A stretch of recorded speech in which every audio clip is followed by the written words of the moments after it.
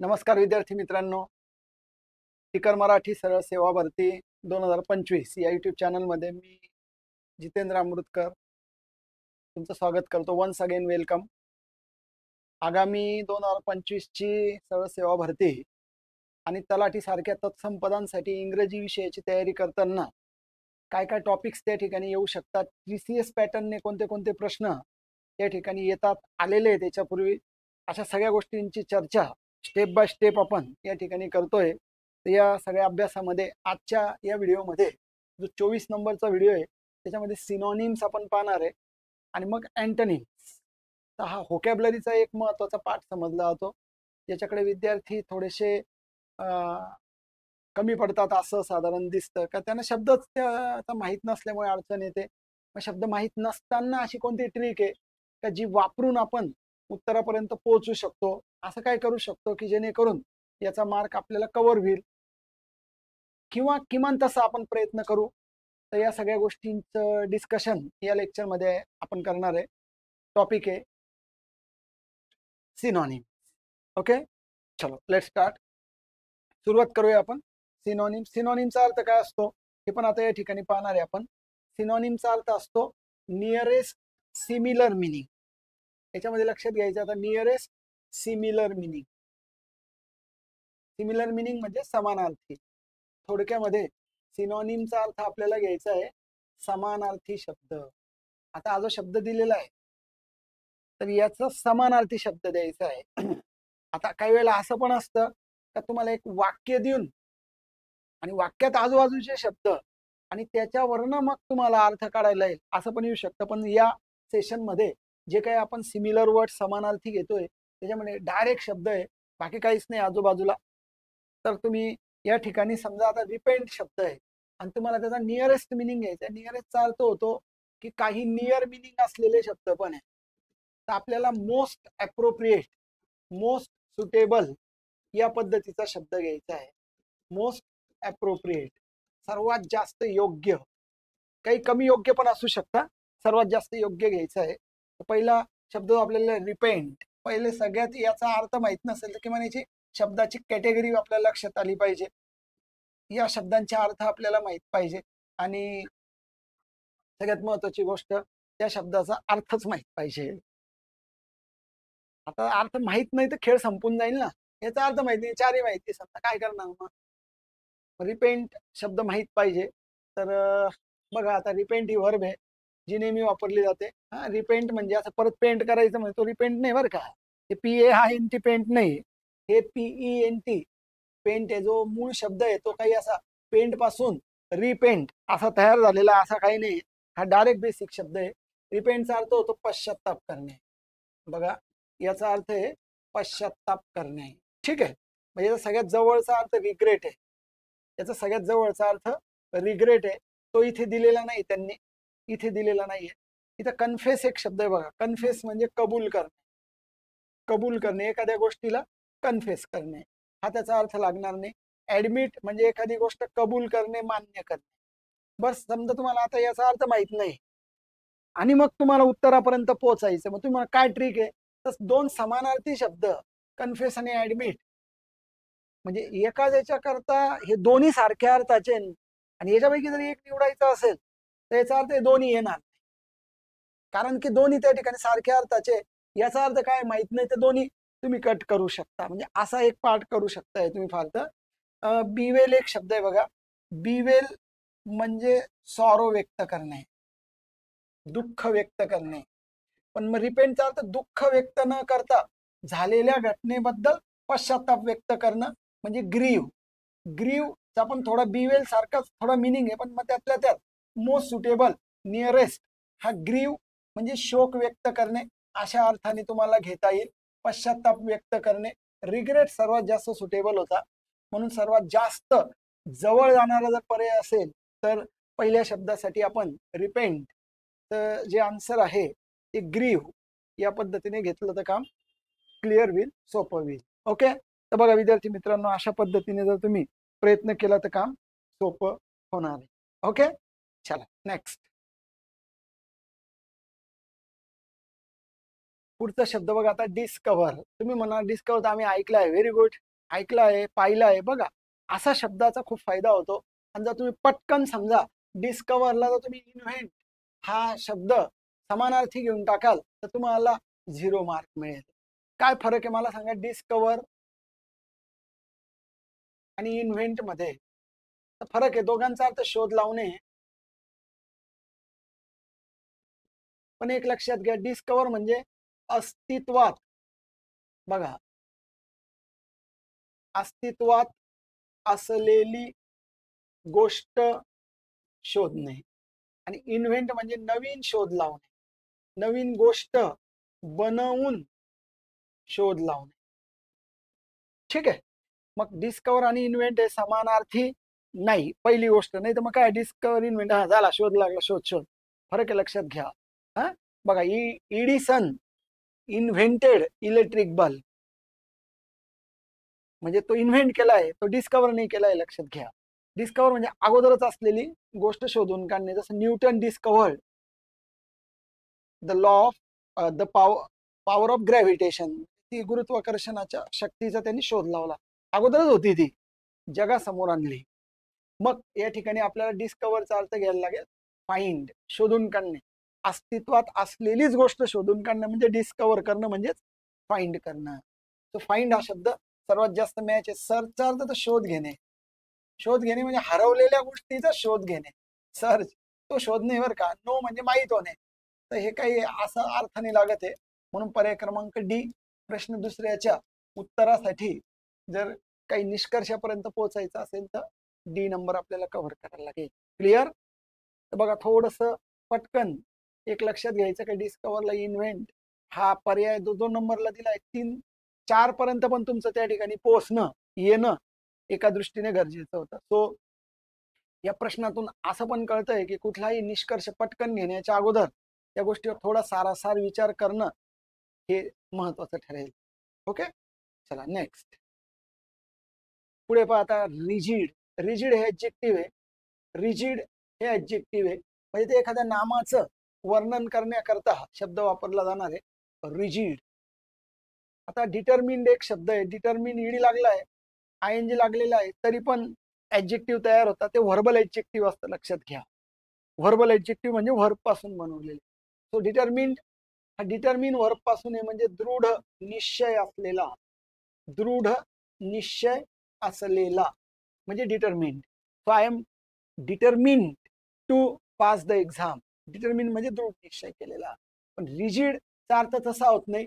रिजिडचा अर्थ हट्टी, रिजिडचा अर्थ दुराग्रही, रिजिडचा अर्थ पक्का, रिजिडचा अर्थ कडक, या पद्धतीचा अर्थ आहे.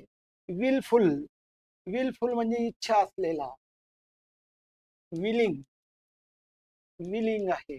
मग त्याच्यात रिजिड म्हणजे काय, थोडासा कडक, हट्टी, दुराग्रही असा अर्थ. स्ट्रेट चा काही संबंध नाही. अनबेंडिंग, बघा, जो वाकायला तयार नाही, अलवचिक, अलवचिक म्हणजे लवचिक नसलेला. रिजिड आहे, थोडासा अनबेंडिंग आहे ना, कडक आहे, स्टर्न, स्टर्न आहे तो, स्टर्न. ठीक आहे, अशा पद्धतीचा त्याला शेड तुम्हाला घेता येईल. सो रिजिडच्या उत्तरासाठी ज्या पर्यायापर्यंत जायचं आहे तो डिटरमिन, सॉरी डिटरमिन नाही घ्यायचं आपल्याला, अनबेंडिंग घ्यायचं. ठीक आहे, अनबेंडिंग. डिटरमिन तर दृढ निश्चय केलेला आहे, त्याला असं निगेटिव्ह शेड नाही. या शब्दाला निगेटिव्ह शेड आहे, लक्षात घ्या. म्हणून अनबेंडिंग घ्या. कडक, ताठर, हा एक शब्द चांगला आहे. काय, ताठर, एक्झॅक्टली हा शब्द जास्त सूट होतो बघा. ताठर आहे त्याची भूमिका.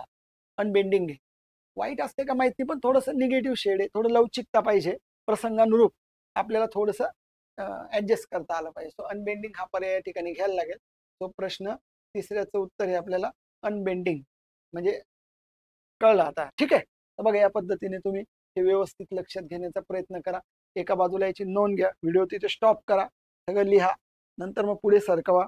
स्वतःच एक काहीतरी निर्माण करण्याचा तुम्ही प्रयत्न करताय, तुम्ही कामाला लागले. आता पुन्हा सांगायची तुम्हाला गरज नाही काय करायचं आहे. एंडिव्हरचा अर्थ होतो प्रयत्न, एंडिव्हर म्हणजे प्रयत्न, एफर्ट, ट्राय, अटेम्प्ट म्हणजे प्रयत्न. ठीक आहे, या पद्धतीची शेड ज्याच्यात आहे ते एंडिव्हर आहे. आता डीडचा अर्थ होतो कृत्य. कृत्य म्हणजे एखादी ऍक्शन करणं म्हणजे डीड.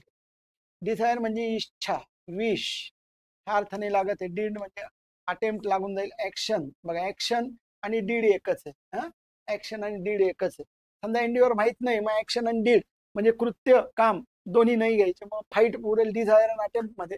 मात्र मग एंडिव्हरचा अर्थ माहित पाहिजे अशा वेळेला, तो पण थोडस फार तर तुम्ही दोन पर्याय चुकीचे बाहेर काढू शकता, पण मग शब्द माहीतच असणं हेच जास्त मॅटर करतं. आणि हे माहीत असण्याकरता तुमचा प्रयत्नच होणं तुमच्या बाजूने गरजेचं आहे, लक्षात घ्या. ठीक आहे, म्हणून एंडिव्हरचा अर्थ प्रयत्न अशा अर्थाने आपल्याला अटेम्प्ट असा घ्यायचा आहे. तो 4 नंबरच्या आन्सर साठी जो आपल्याला प्रयत्न म्हणजे गोल करायचा आहे तो मात्र 4 नंबर. 4 नंबरच्या प्रश्नाचं सी नंबरचं आपल्याला आन्सर घ्यायचं आहे. Okay, 4C. Okay, next. पुढे बघा, अल्टिट्यूड. अल्टिट्यूड हा एक भूगोलाचा जॉग्रफीचा शब्द आहे, ज्याचा अर्थ अल्टिट्यूड. अल्टिट्यूडचा अर्थ होतो हाईट. अल्टिट्यूड म्हणजे हाईट, उंची. बस मग आता हा अल्टिट्यूड म्हटलं तरी बिहेवियर, स्टेट, ऍस्पायरेशन है ना.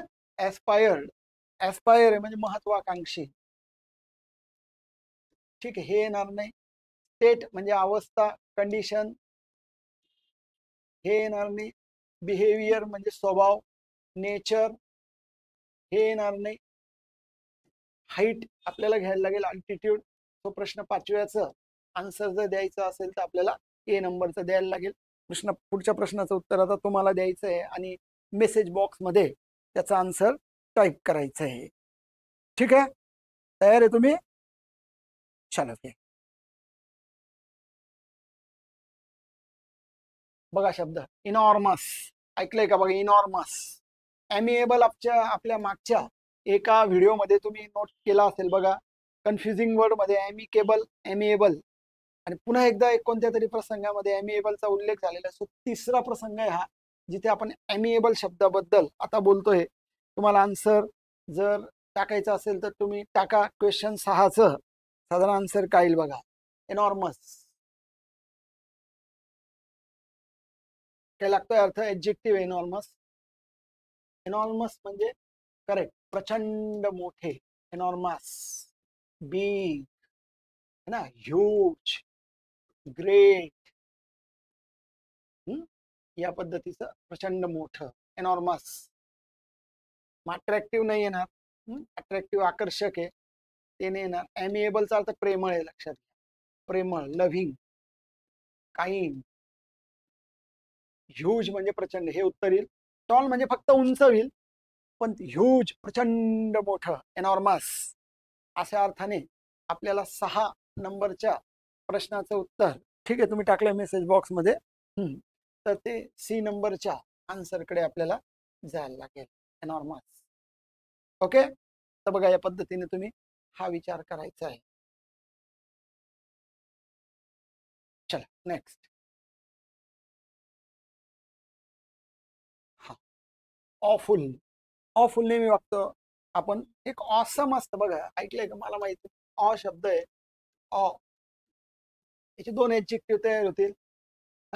ऑसम आणि ऑफुल. ऑफुल. आता ऑचा अर्थ तसा पाहिलं तर भीती असा हा त्याचा मूळ अर्थ आहे ऑ. पण जेव्हा ऑफुल होतं ना तेव्हा भीतीदायक. ऑफुल होतं तेव्हा भीतीदायक होतं, लक्षात घ्या. तो भीतीदायक मध्ये तुम्हाला ड्रेडफुल घ्यायला लागेल, है ना. ड्रेडफुल. तुम्ही जे ऑसम म्हणता ते ऑसम म्हणजे अमेझिंग, लक्षात घ्या.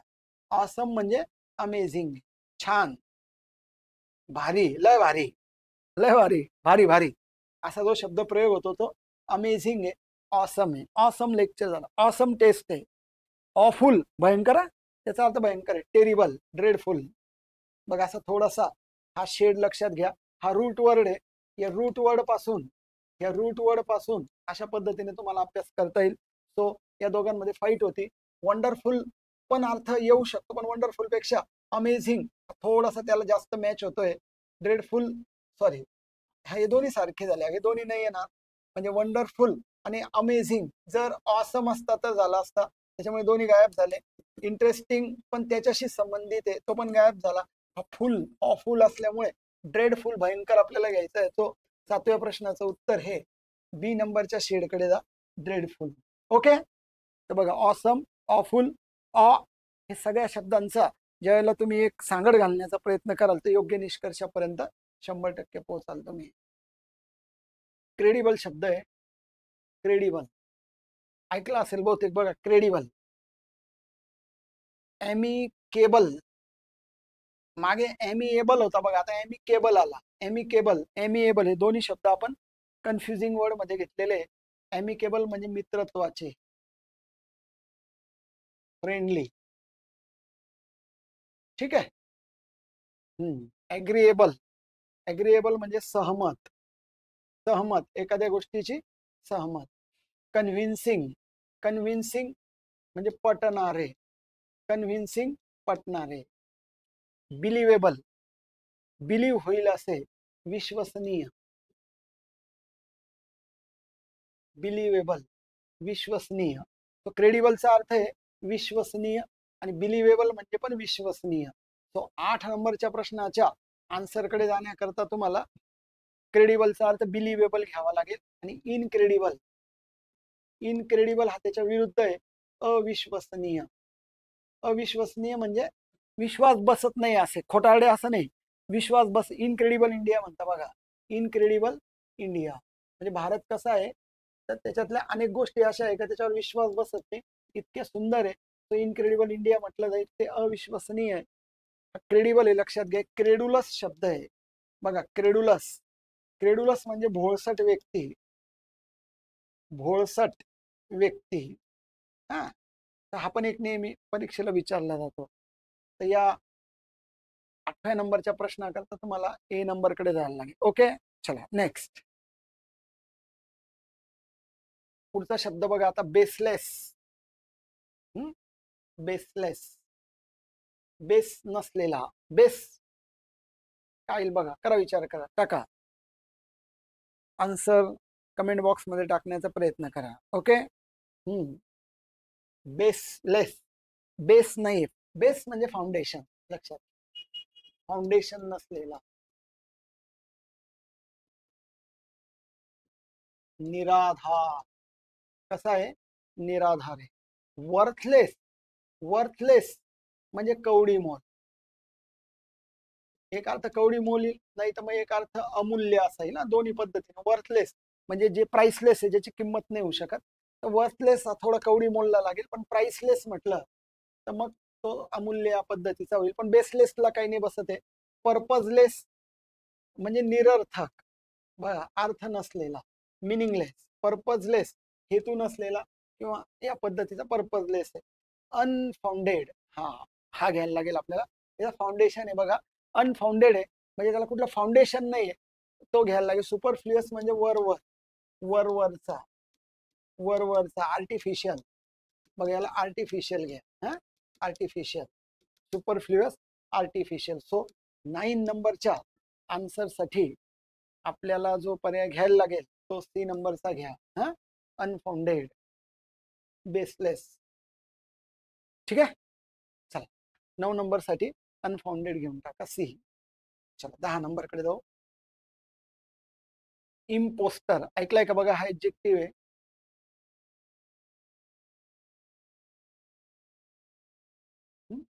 नाउन पण दोन्ही. तो इम्पोस्टर, इम्पोस्टर म्हणजे ढोंगी, इम्पोस्टर म्हणजे लबाड, बघा अशा अर्थाने फसव्या, धूर्त अशा अर्थाची शेड घ्या. इम्पोस्टर म्हणजे थोडासा स्वभाव वेगळा आहे अशा पद्धतीने. इम्प्रेसिव्ह एक शब्द आहे, इम्प्रेसिव्ह आकर्षक, इम्प्रेसिव्ह नाही येणार. चीट येईल, 100% येईल चीट. सो 10 नंबरच्या प्रश्नाचं जे उत्तर आहे ते आपल्याला बी कडे जायला लागेल, कारण इफेक्टिव्ह आहे. इफेक्टिव्ह म्हणजे परिणामकारक. रूड, रूड म्हणजे उद्धट, रूड उद्धट. त्याच्यामुळे इम्पोस्टर उद्धट वगैरे काही नसतो, तो चीट असतो, ढोंगी, फसव्या, लबाड असतो. अशा अर्थाने या शेडकडे आपल्याला जायला लागेल. सो 10 नंबरच्या प्रश्नाचं उत्तर हे चीट. 2 नंबरचं घ्या. सुपरफिशियलला बघा आत्ता घेतला तर आपण सुपरफिशियल म्हणजे वरवर आहे, सुपरफिशियल म्हणजे वरवर आहे, अननॅचरल आहे कारण आपण आर्टिफिशियल त्याला शब्द पाहिला होता है ना, आर्टिफिशियल आहे तो अननॅचरल आहे. एक्सलंट तर काही येणार नाही, शॅलो उथळ आहे, शॅलो उथळ आहे हा. सुपरफिशियल काईल साधारण पहा बरं, सुपरफिशियल शॅलो येऊ शकतंय.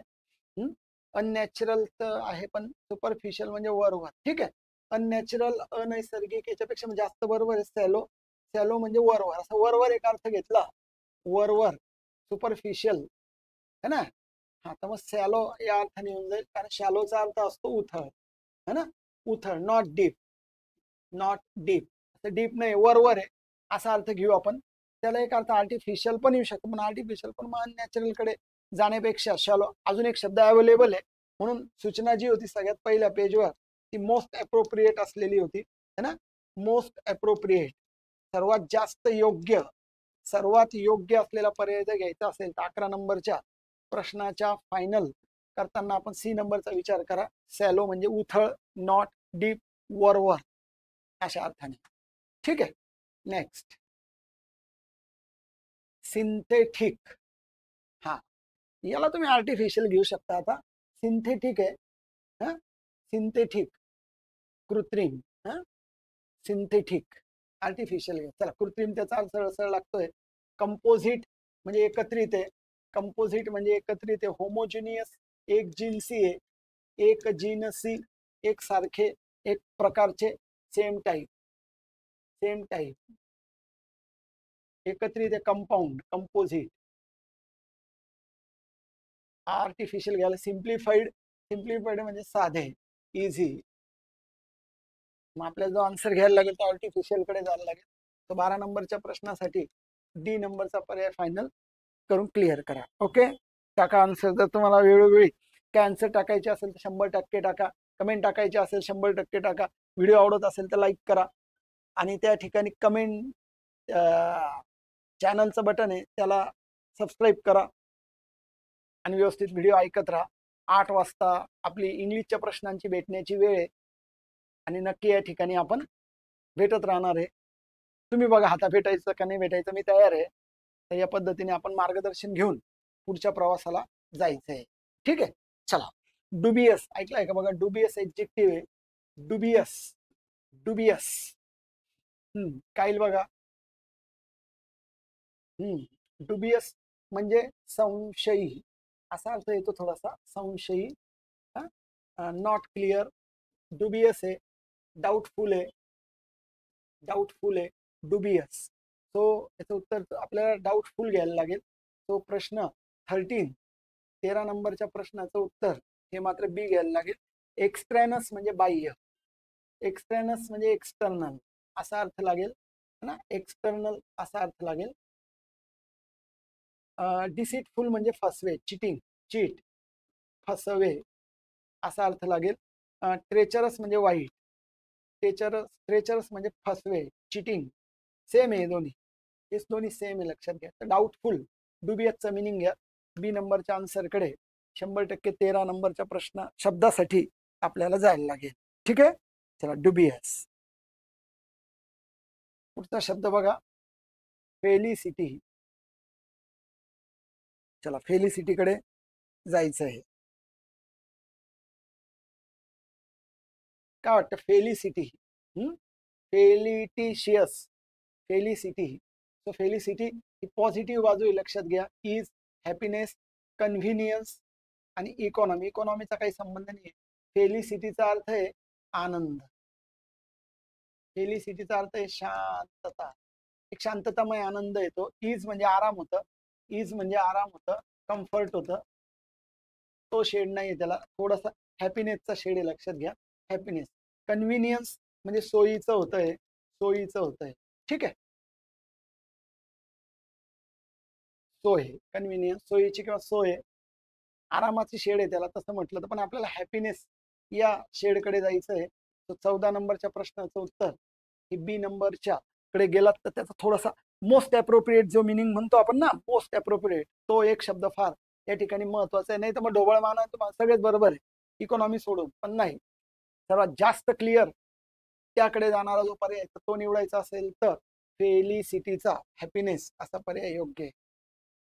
जोव्हियल तोच आहे. आता जोव्हियलचा अर्थ जवळपास तोच आहे.